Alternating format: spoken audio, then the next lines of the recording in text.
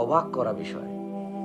ভূমিকম্প হয়, আল্লাহ নবী সাল্লাল্লাহু আলাইহি ওয়াসাল্লাম বলছে যে ভূমিকম্প হবে গান বাজনা মানে বাদ্যযন্ত্র ব্যাপকতা হলে, নর্তকীর নাচ ব্যাপকতা হলে, আর মদ পান সহজ হলে এবং ব্যাপক হলে তখন ভূমিধস হবে, আকৃতি বিকৃত হবে, ভূমিকম্প হবে।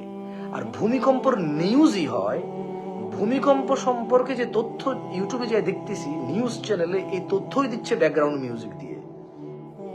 তাহলে মাটির নিচে বরফ আছে, বরফের প্লেট আছে, প্লেটে প্লেটে ঘষা খাইলে একটা প্লেটে সহ্য না করে সরে গেলে তারপরে ভূমিকম্প হয়, এটা সবাই বিলিভ করতেছে। কিন্তু এখানকার মুসলমান আমরা কেউ বিলিভ করতেছি না যে বাদ্যযন্ত্র আর নর্তকী বেড়ে গেলে, নেশা বেড়ে গেলে ভূমিকম্প হয়। তাহলে কিন্তু ওই ভূমিকম্প নিউজে মিউজিক থাকতো না।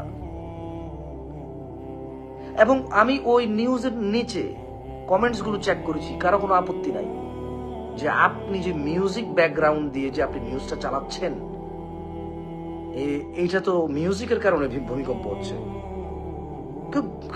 কারো কোনো আপত্তি পেলাম না।